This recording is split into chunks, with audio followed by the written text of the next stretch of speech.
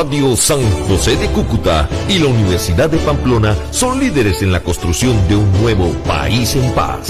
Somos la radio que te gusta, la radio que te informa, 1160 AM.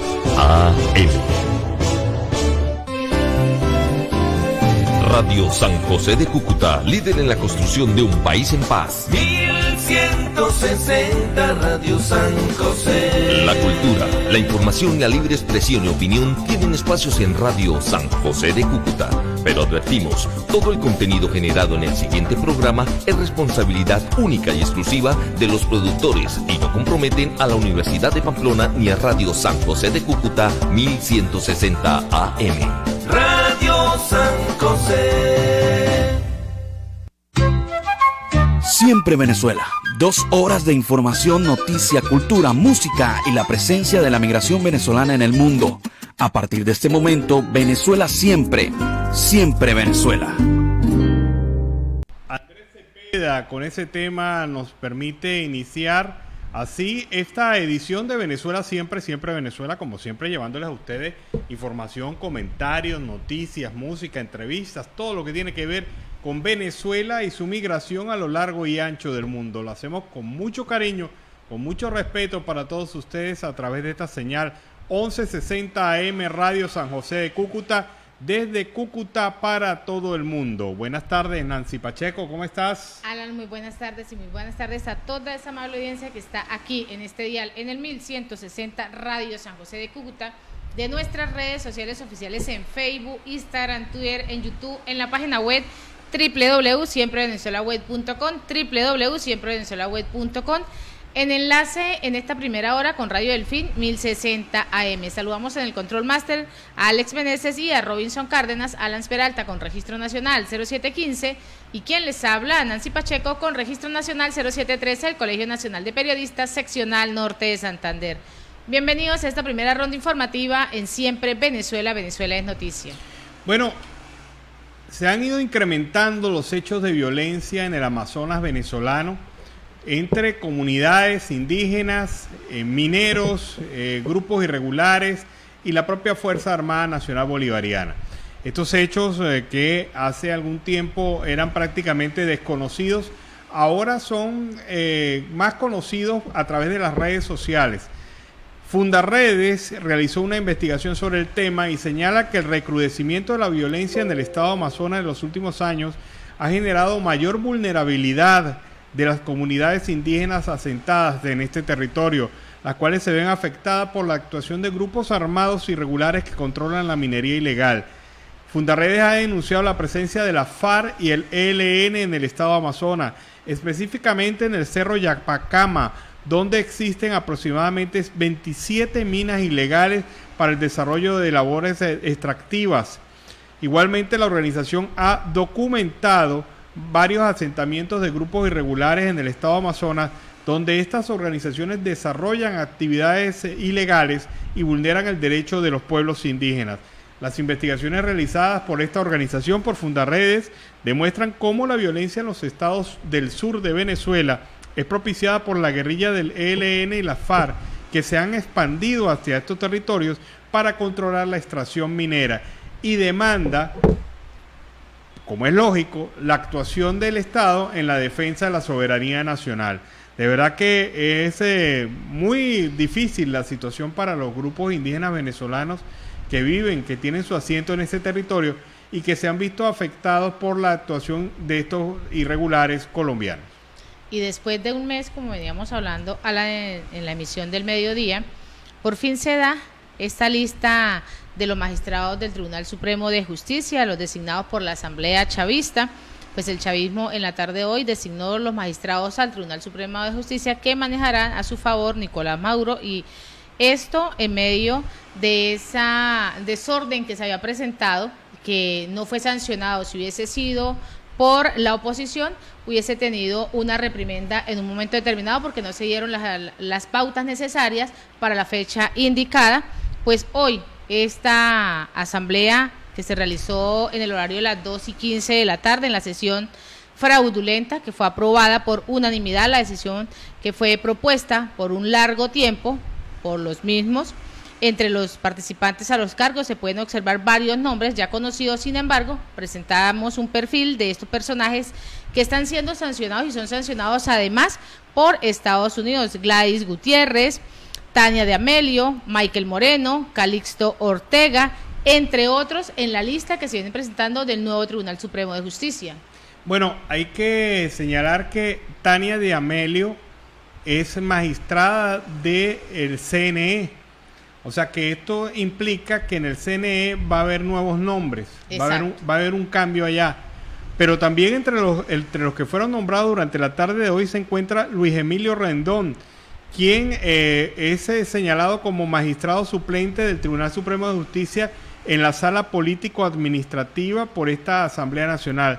Luis Emilio Rendón se le conoce hasta hace algún tiempo como opositor.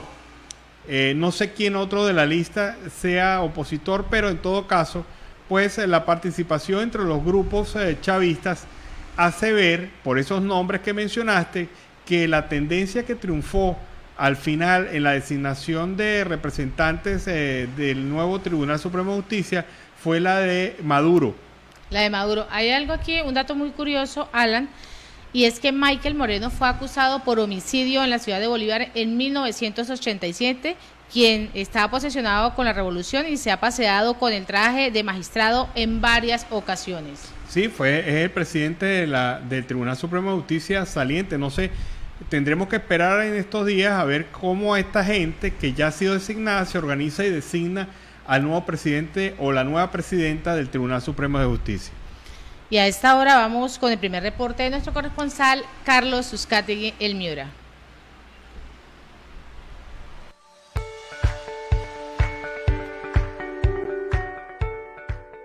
Saludos cordiales, una feliz tarde para todos desde el departamento de La Guajira. Carlos Uzcategui, El Miura, la voz del Caribe colombiano, para el programa Siempre Venezuela, Venezuela Siempre.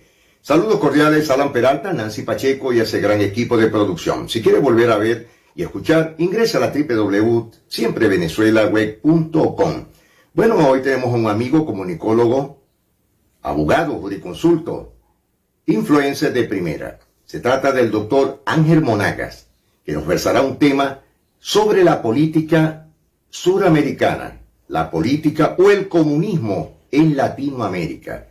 ¿Cómo ve, Ángel, la situación con el petrismo en Colombia, con Fico Gutiérrez y, por supuesto, qué es lo que le pide a los migrantes venezolanos, a los retornados y, por supuesto, a los desplazados colombo-venezolanos en Colombia? ¿Y hacia dónde se puede dirigir este fenómeno que sería Colombia la guinda del pastel o la guinda del helado en las próximas elecciones 2022 en Colombia? Bienvenido al programa Siempre Venezuela, Venezuela Siempre. Buenos días, martes 26 de abril. Aquí estamos con ustedes como siempre. Caiga quien caiga, así amanece Venezuela. Estaremos como siempre intentando hacer un programa que sea del agrado de todos ustedes, de verdad. En la medida de lo posible, por supuesto, porque no es fácil hacer esta clase de programa. Bueno, mi nombre es Ángel Monagas, estamos en el canal de YouTube Factores de Poder, también estamos en avilaradioonline.com y estamos también en las plataformas, estamos en varias plataformas importantes e interesantes. Por ejemplo, estamos en la plataforma de Amazon, estamos en Spotify, en los podcasts de Google. A mí me encuentras en Twitter, estamos esperando el nuevo Twitter, por cierto. En Instagram también me encuentras y en TikTok como @Ángel Monagas. Mi WhatsApp 1-561-379-5254. Bueno, miren, hoy quería hablarles un poco, no de un tema venezolano, porque de eso vamos a hablar poquito, vamos a mostrar algunas noticias, pero el escenario colombiano. Nos duele Colombia. Nos duele cómo América, en líneas generales, está llegando un socialismo Fíjense que yo considero que la socialdemocracia también es socialismo, y si no me creen, pues léanse Maurice Duverger. Pero, sin embargo, en América, el socialismo que están haciendo, que está tomando vigencia, no es el socialismo europeo, que uno pudiera, de repente tú estás en Italia y te consigues a una persona comunista en un buen restaurante, tomándose un buen café, etcétera, o en Francia, porque el socialismo latinoamericano y en especial el que están haciendo, el que ya tiene tiempo en Colombia y por supuesto mucho más en Venezuela, en Cuba, etcétera, es un socialismo resentido, es un socialismo de odio, es un socialismo que le dice a la gente: tú eres pobre porque ellos son ricos. Hay ricos que son vagabundos, que han hecho negocios a través de influencia política, de trampa, pero en líneas generales, los ricos tienen una condición que muchos pobres carecen: capacidad de trabajo. Hay muchos ricos que trabajan de sol a sol, mientras que hay muchos pobres que les gustan los fines de semana descansar, celebrar. Cada quien busca la felicidad por distintos caminos. E incluso yo soy de los que cree de que el dinero no lo es todo, ayuda a resolver muchos problemas. Y tampoco me gustan las personas que viven pensando solamente en el dinero, porque para eso tenemos, por ejemplo, a los árabes, que se les ve en Latinoamérica muy dedicados a eso, y a veces la gente, por estar trabajando, una especie de regla. Usted trabaja cuando joven para no sufrir y después sufre lo que trabajó de joven, ¿no? Usted tiene que después, entonces, trabaja mucho siendo joven y después viejo tiene que gastar ese dinero en salud. Pero realmente, por ejemplo, yo recuerdo en Venezuela, y tengo que hablar necesariamente de Venezuela porque este es un programa, esto que vamos a hablar hoy no está dirigido solamente a los colombianos, sino a los venezolanos que están en Colombia. Hay que ayudar, hay que hacer todo lo posible porque este señor Petro no llegue a la presidencia. Y nosotros tenemos el mejor ejemplo, que es Venezuela. Cuando comenzó Chávez en Venezuela, gracias a Dios, yo apoyé a Salah Romer, decía mucha gente cuando lo comparaban con Cuba: no, Venezuela no es Cuba, no. Me acuerdo mucho Orlando Urdaneta: no vale, no chico, no, eso no va a llegar a Venezuela. Y fíjense lo que ha pasado, porque el socialismo latinoamericano, repito, en especial el venezolano, nace del resentimiento, del odio. Muchos izquierdistas en Latinoamérica se han hecho ricos en el pasado asaltando bancos, hoy en día con la guerrilla colombiana, con narcotráfico, con venta de armas, creando grupos paramilitares o grupos armados en las fronteras, se han apoderado del oro, de los minerales venezolanos. Eso no puede llegar en Colombia. Pero algunos me dicen: no, pero es que ya en Colombia está. Ciertamente, en Colombia hay una gran desigualdad. De eso, pues nosotros vamos a hacer otros programas. Ahora, ciertamente, el próximo 29 de mayo, los colombianos van a decidir fundamentalmente entre dos hombres: Gustavo Petro, del pacto histórico, que para mí es histérico, y Federico Gutiérrez, del equipo Por Colombia. En las últimas semanas, los dos encabezan las encuestas. Evidentemente que el señor Petro, de izquierda, senador, tiene un margen superior y todas las encuestas lo han venido favoreciendo. Sin embargo, él llegó a un techo, por ahora llegó a un techo, y muchos creen que no va a ser capaz de ganar en la primera vuelta. Él va a jugar a ganar en la primera vuelta, porque él sabe que en segunda vuelta yo aspiro y espero que la capacidad de análisis prevalezca, la unidad prevalezca para impedir que en Colombia llegue el castrocomunismo. Algunos dicen, no, que no es castrocomunismo. Sí, eso es castrocomunismo.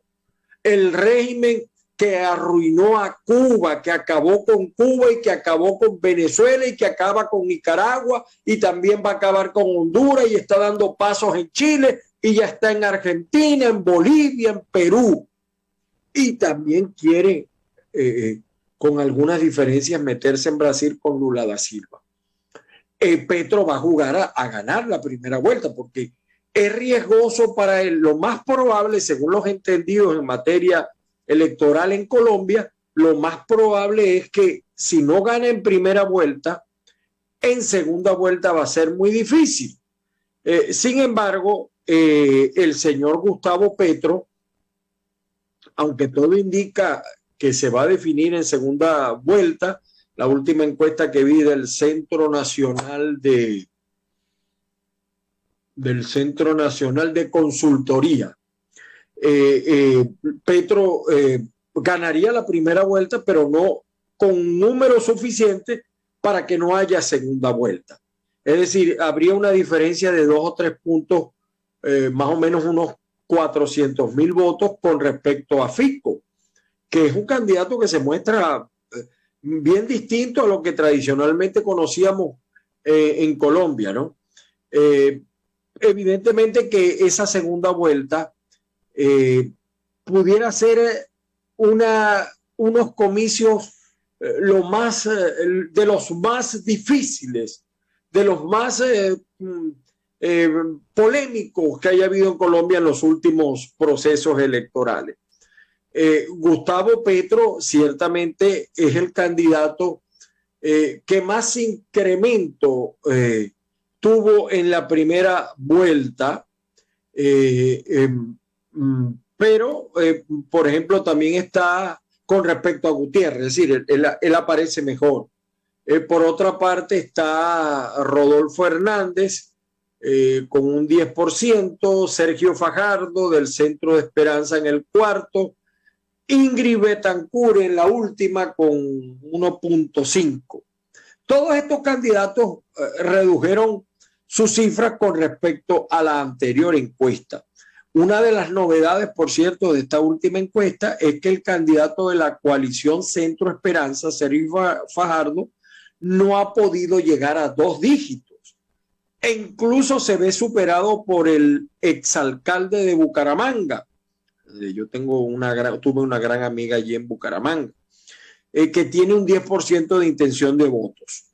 Una situación, por supuesto, que no es desconocida por la mayoría y ya las encuestas empiezan a hablar, ¿no? Está superado incluso por Francia Márquez, que es la segunda en el pacto histórico y hoy fórmula vicepresidencial con Gustavo Petro, quien, por cierto, se deslindó también inteligentemente de la señora Piedad Córdoba. Ustedes recuerdan cuando Chávez dijo que él no era comunista, que él no iba a expropiar y que en Cuba había una dictadura.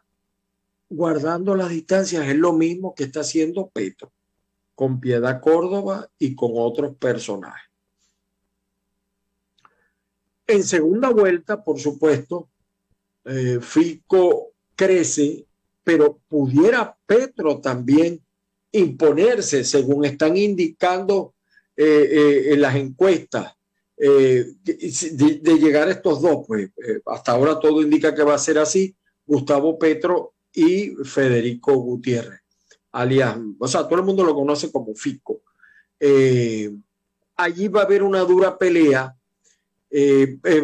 Gustavo Petro mantiene un techo del 43%, mientras que Fico ha venido creciendo con respecto a la primera vuelta, viene creciendo, logrando un 40,1%.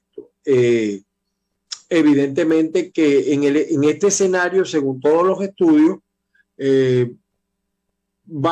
pudieran apoyar los que no llegasen a Federico Gutiérrez, quien quedaría finalmente con un 54, 55, pero ahí vamos a ver los números y ahí puede haber un desplazamiento. En Venezuela le decíamos la operación hamaca, es decir, un voto que está así por lo general el votante se anota al ganador. Si el señor Petro juega bien, pudiera arrastrarse esos votos y decirle a la gente: no pierdas tu voto, anótate acá, que voy a ganar. Ese es un escenario meramente electoral. Pero en una segunda vuelta muchas cosas pueden pasar. Gracias, Ángel. Ya regresamos para el segundo informe de tu reporte sobre la situación actual. Una ensalada total de noticias. Bueno, fue el reporte de Carlos Uzcategui, el Miura, desde La Guajira Binacional. Vámonos a la pausa comercial y musical del momento y de regreso seguimos acá en Venezuela Siempre, Siempre Venezuela.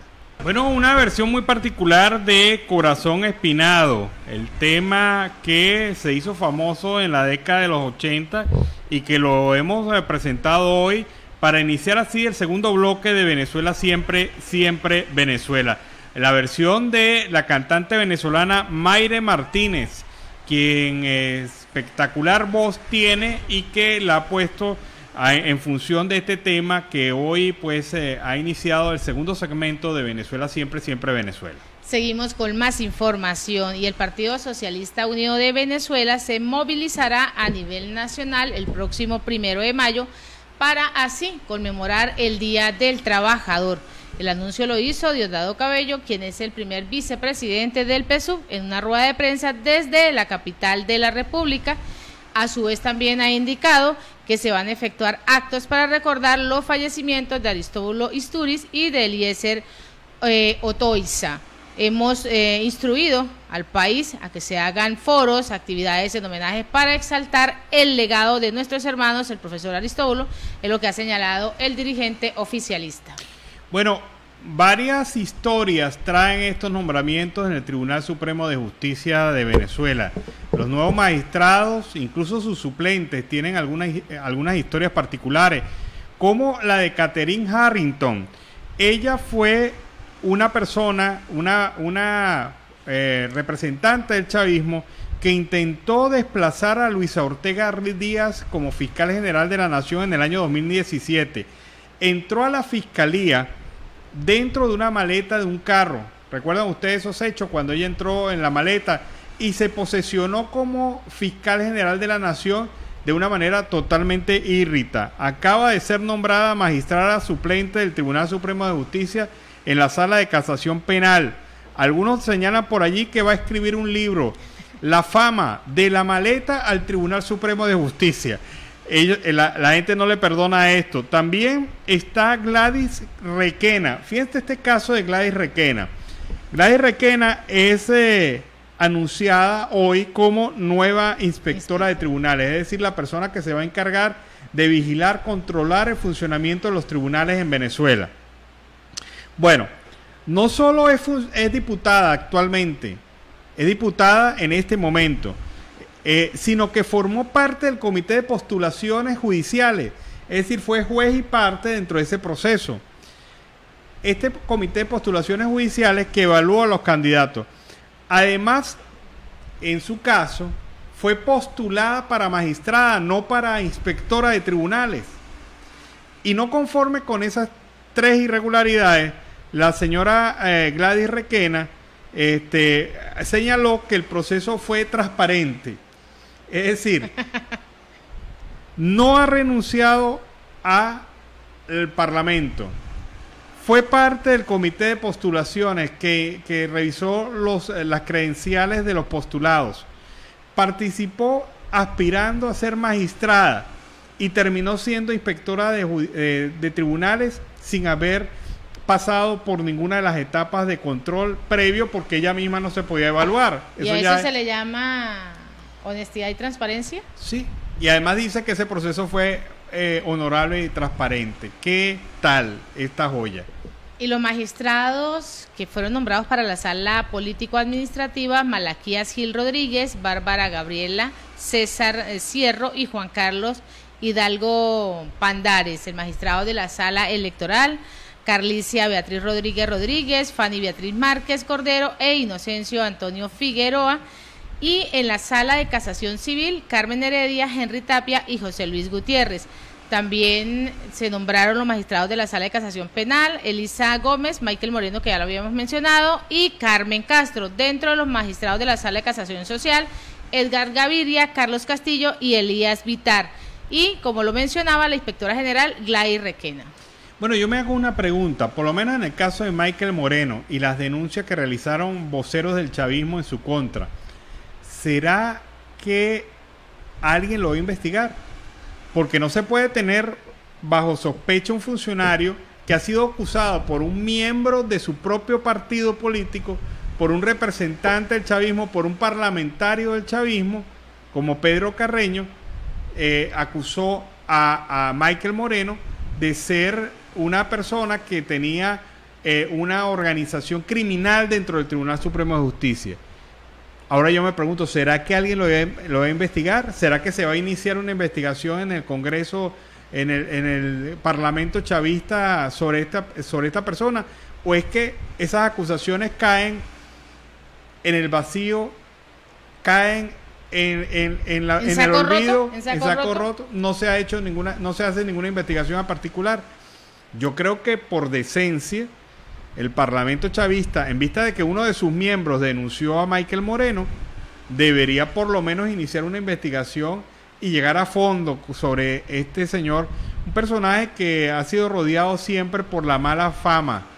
Pero bueno, vamos a ver si ellos inician esta investigación. Y se venía hablando, Alan, acerca de estos nuevos magistrados que quedaría conformado rojito, ¿no? Totalmente. Sí, por lo menos los principales. Le dejaron, como quien dice, a la oposición algunas obras en el tema de los suplentes.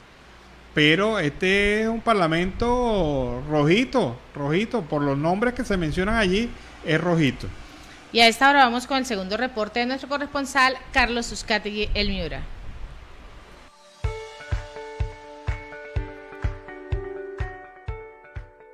Bueno, ya de regreso a nuestro segundo segmento con el doctor Ángel Monagas, donde nos ha versado un tema muy interesante, muy importante y sobre todo muy claro y conciso. Observemos. El líder de este pacto histórico pudiera también ganar la presidencia incluso con un 42% y allí va a venir unas situaciones bien interesantes para todo el mundo. Es necesario ver a qué van a jugar los partidos que queden fuera de la foto. Eso es interesante. Es interesante además, yo creo que el gran secreto de el señor Fico, humildemente opino esto, no es combatir a Petro con guerra sucia. Yo creo que allí el señor, por cierto, venezolano, está haciendo muy mal trabajo. JJ Rendón está haciendo muy mal trabajo porque se ha demostrado que la guerra sucia finalmente no convence a la gente, porque con esto de las redes la gente termina dudando de todo. Yo creo que el señor Fico tiene una gran responsabilidad histórica. Él está obligado a representar, a establecer una empatía con un elector que no se siente representado en lo que tradicionalmente ha manejado Colombia, donde ciertamente, y es innegable, en Colombia hay una gran, pero una gran desigualdad social. Y el señor Fico, que es el que yo veo con mayor posibilidad, debe hablarle a esa mayoría. O sea, la mayoría en Colombia no está disfrutando de una posición buena. ¿Qué le puede decir Fico a esos que, visto que cada vez son más desiguales, pudieran ver un remedio con el señor Petro? Eso pasó en Venezuela y por no analizar eso empezaron a inventar cosas y no se trata de vamos a decir, de atacar. Se trata es de sembrar para captar, de hablar con la esperanza, decirle a las mayorías colombianas que es verdad, Colombia necesita un cambio económico, un cambio social, pero que el remedio puede ser peor que la enfermedad, porque estos comunistas, estos de origen castrocomunista, como es el señor Petro, te dicen lo que tú quieres escuchar, pero sencillamente van a hacer lo que ha pasado en Venezuela. Sacan a los ricos por unos nuevos ricos, una nueva sangre azul, como las hijas de Chávez, que ahora son la nueva realeza chavista, los boliburgueses. Eso también pudiera pasar en Colombia y no debe pasar, porque Colombia también es un país que tiene mucho que ofrecer a nivel económico, a nivel de la gente. El pueblo colombiano es un pueblo noble. Yo siempre le he dicho a Colombia que es la China de América. Entonces Fico debe jugar a decirle, a captar, establecer una empatía, una conexión con esas grandes mayorías que ya no son representadas por el señor Duque, que ya no son representadas ni siquiera por Álvaro Uribe. Es decir, las nuevas mayorías quieren creer y lamentablemente el único que se les ha vendido bien es el señor Petro, porque Petro le dice lo que esas grandes mayorías quieren escuchar, un poco como venganza. Y eso, los países no se desarrollan ni con venganza, ni con resentimiento, ni con odio. ¿Cómo hacemos? ¿Cómo va a hacer el señor Fico para que esa desigualdad se reduzca? ¿Cómo va a mejorar la economía colombiana? ¿Cómo va a mejorar la seguridad ciudadana? ¿Qué debe hacer distinto a lo que han hecho los otros? Hay que atacar esos nudos gordianos que se han sembrado. Usted llega a Bogotá y ciertamente, mire, hay zonas de Bogotá muy inseguras, pero también hay zonas de Bogotá donde la desigualdad es más fuerte. Hay zonas de Colombia donde la desigualdad es muy fuerte. La diferencia entre la costa y la capital. En eso es que tienen que dedicarse los políticos colombianos. Hablarle a esas mayorías, convencer a esas mayorías, establecer empatía con esas mayorías, dejar el pan y el circo, porque ya la gente no le cree el pan y el circo. Pero Colombia tiene una ventaja que no tiene Venezuela en este momento.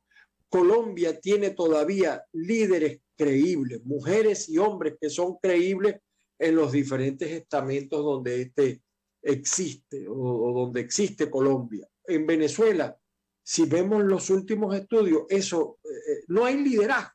Es lo más grave que le puede pasar a un país, que carece de liderazgo de una persona que pueda, vamos a decir, asumir las riendas de un país. Y entonces en Venezuela lo que hubo fue una sustitución. Salieron unos poderosos, unos ricos, para llegar otros más poderosos y más ricos, a acaparar más el poder, a acaparar más la riqueza.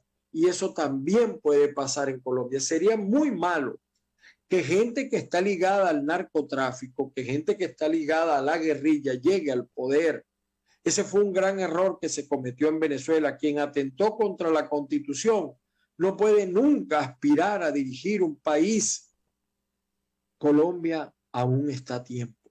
Yo no soy el más autorizado, ni esto pretende ser un análisis político de la situación de Colombia. Lo que queremos es decirle que cuando a uno lo pica una culebra, le corre a un cotejo, a un animalito pequeño, pues para los que no saben lo que estoy diciendo. Es decir, eso le pasó a Venezuela. Que no le pase a Colombia lo de Venezuela. Ustedes pueden buscar el auténtico liderazgo, distinto a los que tradicionalmente les han hablado a ustedes y han estado alrededor. Me gustó algo que dijo Fico, porque él dijo que él no representa la continuidad de nada. Tiene que llegar alguien de verdad con ideas democráticas, con ideas de una economía liberal, que no crea en el paternalismo de Estado, que no utilice el poder del Estado para enriquecerse él y los suyos y para favorecer grupos de poder que ya están en toda América. Eso es lo que queremos con Colombia. Yo reconozco que Colombia está pasando una situación difícil y que tiene años viviendo. Creo que Duque no estuvo a la altura del compromiso. No queremos un Colombia que se haga cómplice. Por ejemplo, lo que ha hecho Colombia con el señor Guaidó ha sido cómplice de un grupo de gente que lo que llegó fue a enriquecerse tanto como los chavistas. Solamente que los chavistas se han enriquecido más porque han estado más tiempo. Lo que pasó en Monómero, eso allá hay una responsabilidad política de parte del señor Duque y es lamentable. Yo creo que en Colombia debe llegar un gobierno serio que le responda a los intereses de los colombianos y de los, vamos a decir, de los que ciertamente tienen padecen una gran desigualdad social. Pero le repito, los regímenes comunistas de América no ofrecen precisamente eso. No cumplen ni se caracterizan precisamente por cumplir eso. Usted ve esta comunista argentina como la Kirchner, vive en un castillo rodeado de lujos y de riqueza. Y eso no es malo. Eso no es malo si es producto de su trabajo, si es producto de su esfuerzo. Lo mismo debería pasar en Colombia. Pueden llegar los ricos, los que de verdad han trabajado, lo han hecho con su esfuerzo, pero a los vagabundos hay que combatirlos, estén donde estén. Quería decirle estas cosas a los amigos colombianos y sobre todo a la colonia venezolana en Colombia. Hay que ayudar a Fico, hay que hacer todo lo posible porque el comunismo estilo Cuba y estilo Chávez llegue al poder, de verdad. Miren lo que está pasando en Venezuela. Esos que dicen que en Venezuela ha mejorado, eso es completamente falso. La miseria sigue siendo una regla en Venezuela, la inseguridad, el problema de los servicios públicos, el problema de la, vamos a decir, de la carencia de esperanzas, el problema de la gasolina, que eso no pasa en Colombia. Hay un nuevo amanecer que los está esperando ustedes, señores. Yo voy de verdad, a dejar el programa, esta parte hasta allí. Me disculpan lo extenso y bueno, les digo hasta mañana. Voy a dejar el programa hasta allí. Para hacerlo, quise fue hacer una reflexión compartida con todos y cada uno de ustedes. De verdad que sí. Señores, que las bendiciones del Padre Celestial los acompañen, que la fuerza los acompañe.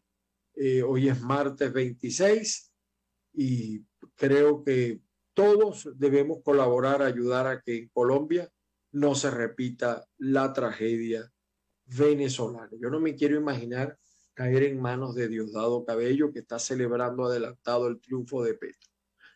No quisiera. De verdad que no. Por todos los venezolanos que también tienen en Colombia un hogar y una alternativa ante lo que está pasando en Venezuela. Recuerden que estamos en Twitter, en Instagram, estamos también en TikTok, como @Ángel Monagas. También este programa lo puede ver por Amazon de manera gratuita, en Spotify, en Spreaker, SoundCloud, en los podcasts de Google, de Apple, ahí estamos nosotros. Y por supuesto a través de avilaradioonline.com. Hoy quisimos ser un poquito reflexivo a todo el público, sobre todo que sigue esta emisora avilaradioonline.com en Texas y en el medio oeste de los Estados Unidos, y también a la gente de Portugal. Feliz día para todos, mis queridos amigos. Ángel, muchas gracias por tu reporte, un reporte muy completo y sobre todo muy real de lo que está sucediendo a través de los días, los meses, la semana de la situación colombo-venezolana, la situación venezolana y sobre todo la síntesis de lo que está pasando en Latinoamérica. Gracias, nos despedimos a esta hora. Carlos Ucategui, el Miura, la voz del Caribe colombiano, para el programa Siempre Venezuela, Venezuela siempre. Mil bendiciones para todos. Este fue el reporte de Carlos Uzcategui el Miura desde La Guajira Binacional. Seguimos con más información. Y gobiernos de Venezuela y Perú acuerdan una cooperación binacional en materia judicial. Pues así, Venezuela y Perú han acordado este día ampliar la cooperación binacional en materia judicial. El acuerdo se dio durante una reunión entre el presidente del Tribunal Supremo de Justicia, Michael Moreno, y el embajador peruano en Caracas, Librado Orozco. Según este comunicado del Tribunal Supremo de Justicia, Moreno manifestó su gran complacencia por la visita del diplomático peruano a la sede del Alto Tribunal. Allí se suscribió este documento de cooperación. El Tribunal Supremo de Justicia ha destacado la gran importancia de continuar estrechando estos lazos en el ámbito jurídico.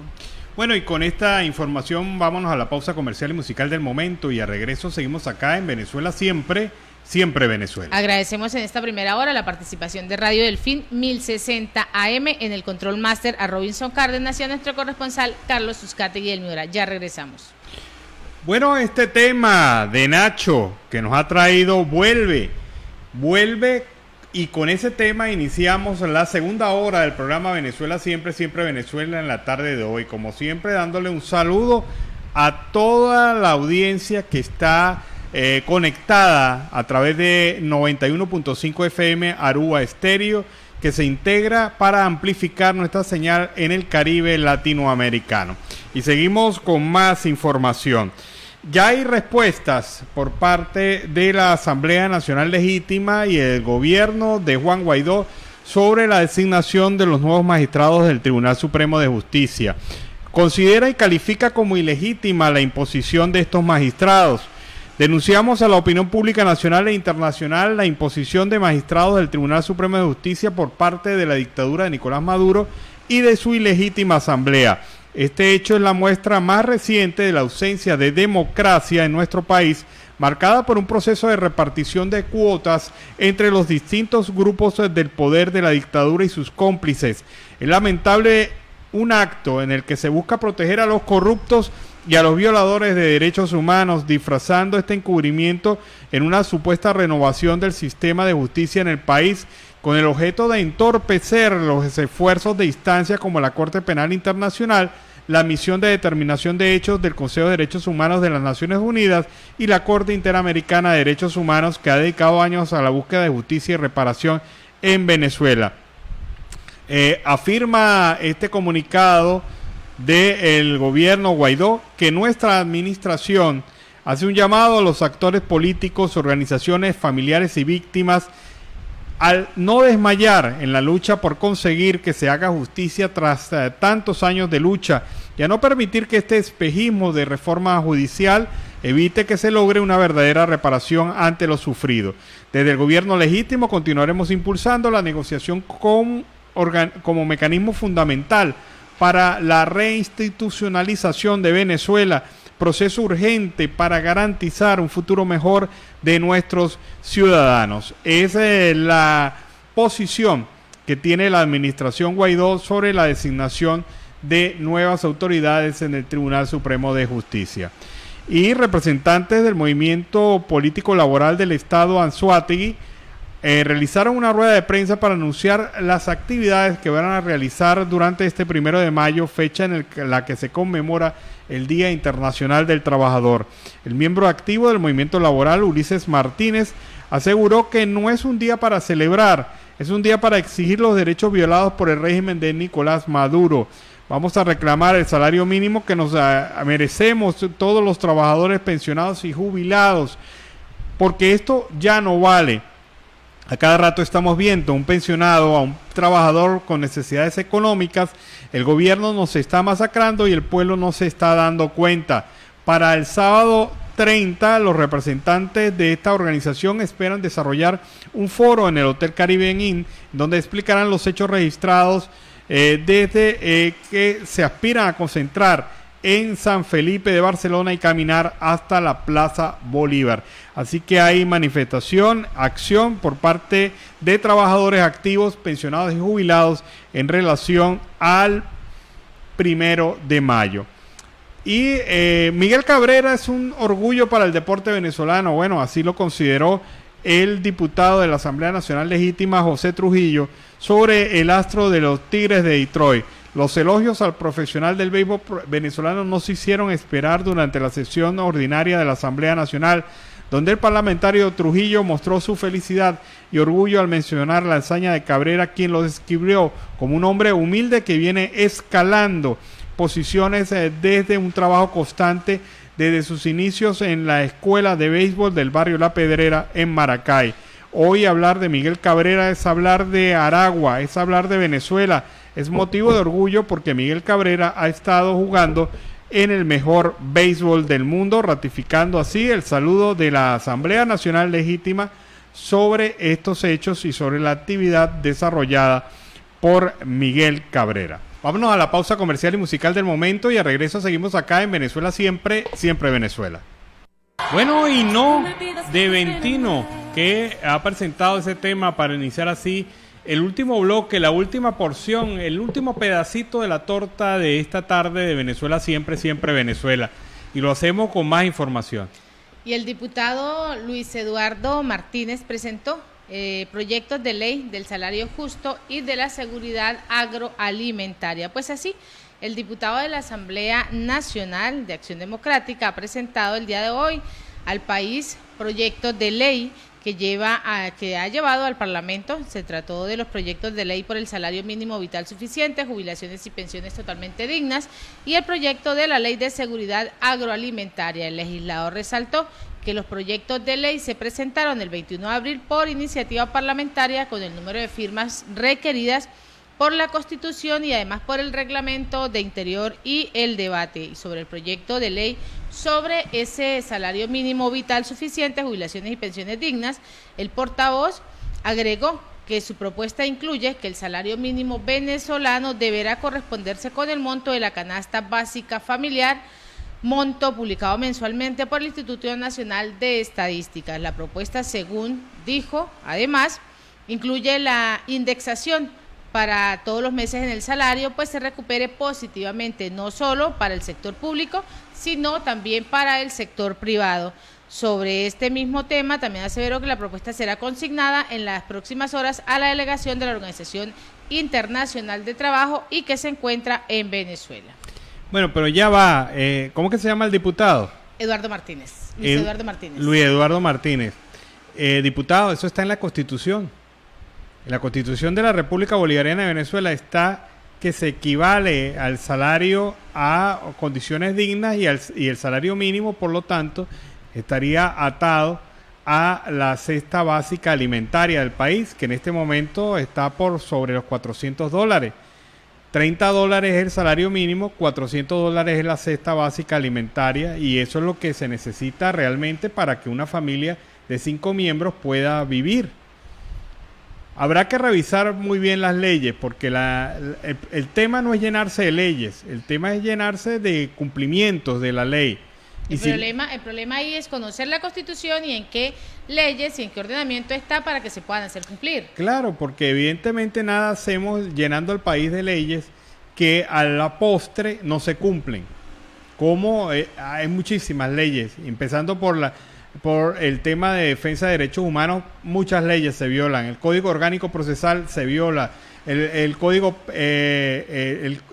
Civil se viola. O sea, es decir, hay tantas leyes y de verdad muy poco cumplimiento.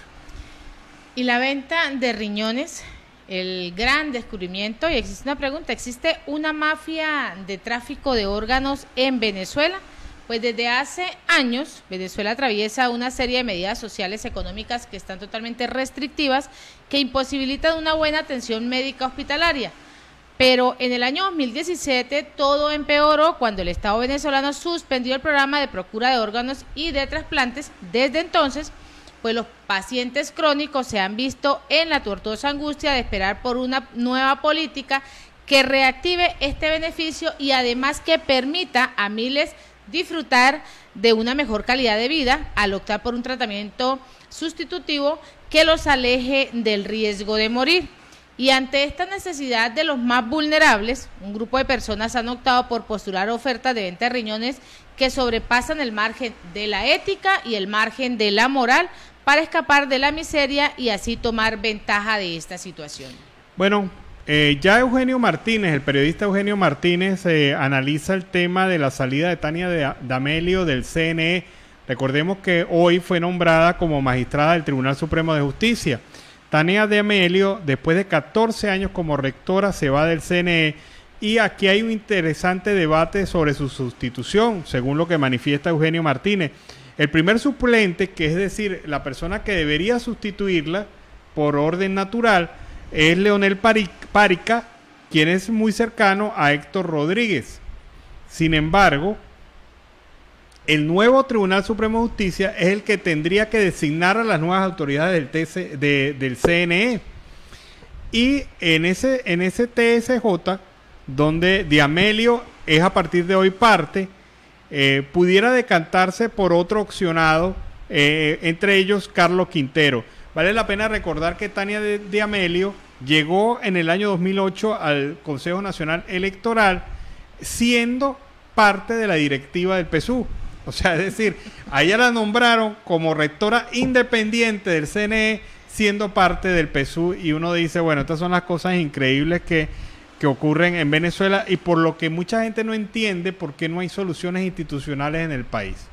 Y el presidente encargado Juan Guaidó rechazó la designación a dedocracia de los nuevos magistrados del Tribunal Supremo de Justicia, todos con esa afinidad confesa al chavismo. A su juicio, la dictadura de Nicolás Maduro pretende burlarse nuevamente de las víctimas y ahondar en el secuestro de la justicia en Venezuela. A una asamblea ilegítima y secuestrada se pretende una vez más simular total normalidad. En tal sentido también detalló que esto abona en la búsqueda de la justicia en la Corte Penal Internacional y además la necesidad de un acuerdo integral. Vamos a irnos directamente al Arauca Binacional, donde está nuestro compañero Oliver Luyano. Escuchemos su reporte.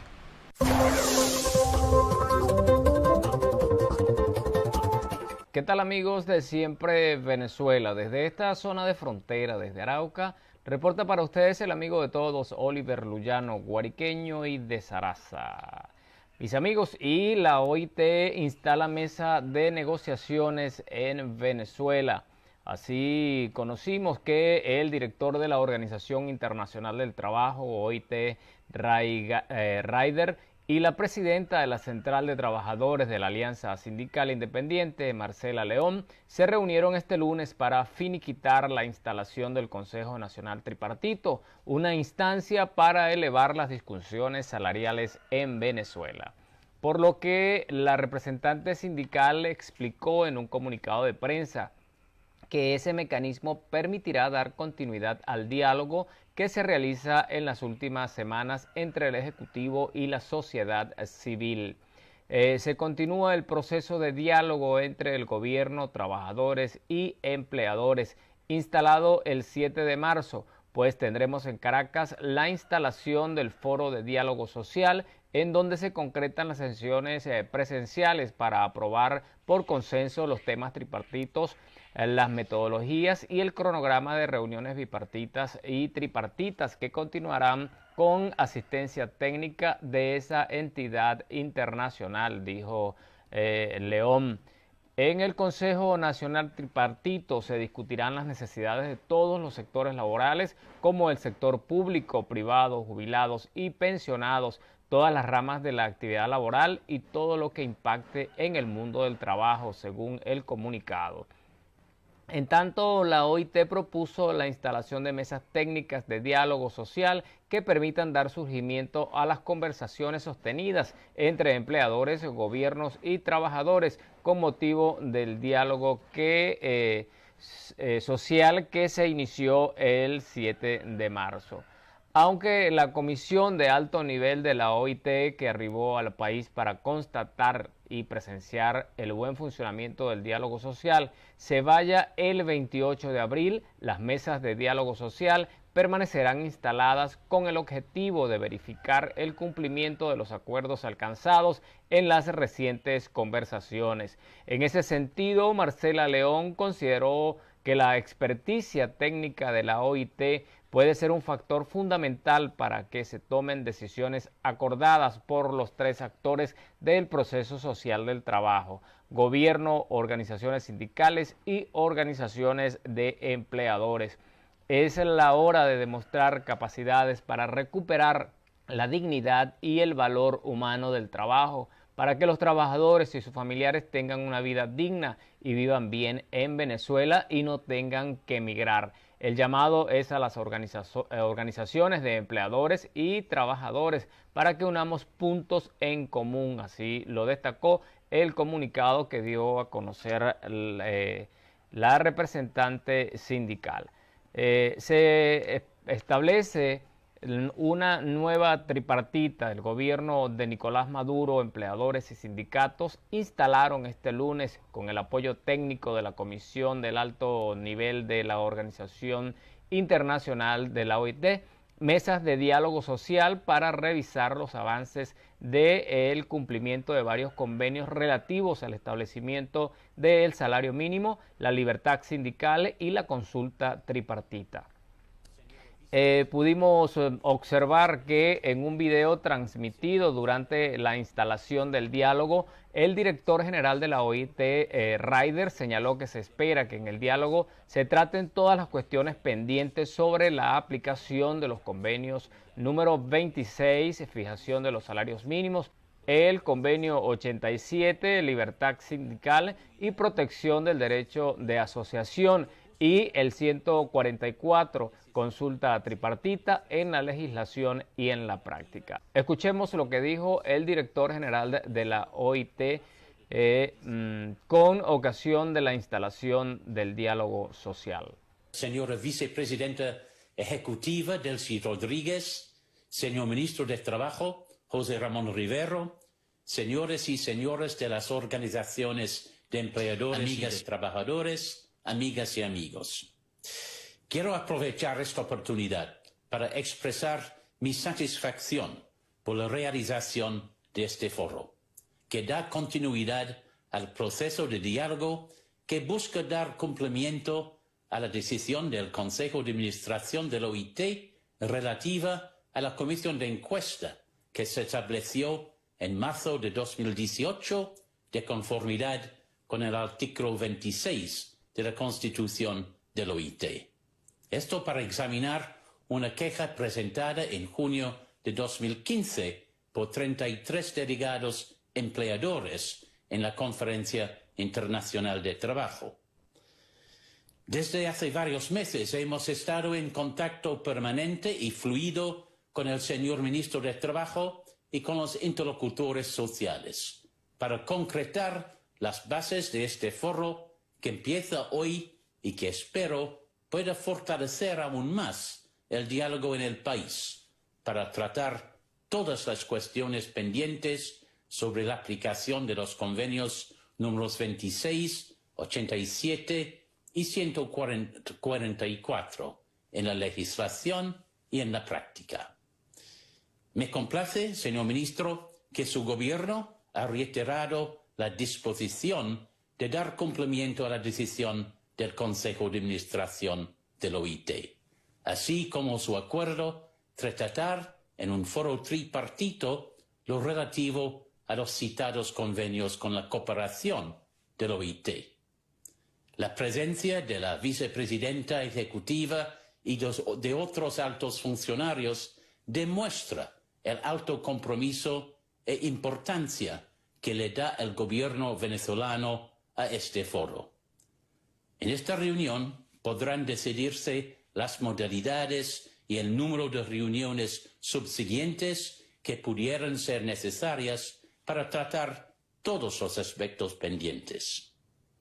Señoras y señores, amigas y amigos, tengo la firme esperanza de que sabremos aprovechar esta oportunidad única para que el gobierno y los interlocutores sociales pueden establecer una relación de confianza mutua para la reconciliación nacional, basada en la transparencia y en el consenso para avanzar en la búsqueda de un futuro mejor y llegar a resultados concretos y tangibles en el corto plazo.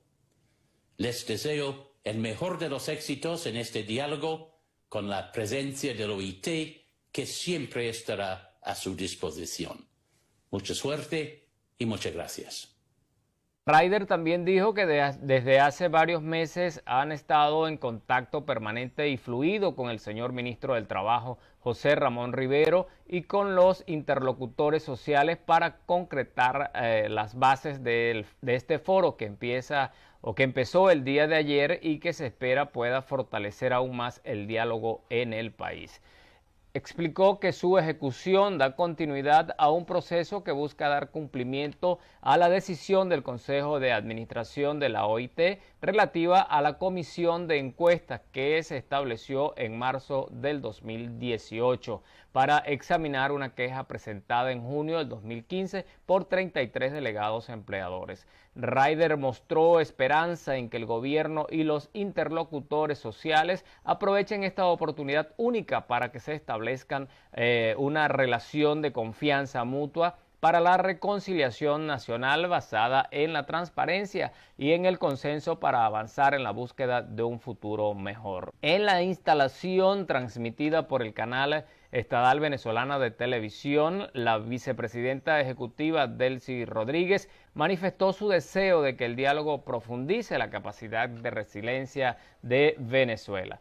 Auguramos que este foro de diálogo social, de diálogo tripartito, ayude al crecimiento, a consolidar la fortaleza de Venezuela y ayude a garantizar la esperanza de nuestros trabajadores y nuestras trabajadoras, a tener un sector productivo fortalecido que garantice las necesidades de bienes y servicios esenciales a la población venezolana, así lo expresó la funcionaria del régimen de Maduro. Rodríguez señaló que en relación con el convenio 87 en el país se registraron 3.981 sindicatos desde 1986 hasta el 98, pero que desde entonces, con la llegada de la Revolución Bolivariana, se han inscrito 6.810, lo que aseguró retrata lo que ha sido la evolución en Venezuela, marcada y sacudida por un bloqueo estruendoso.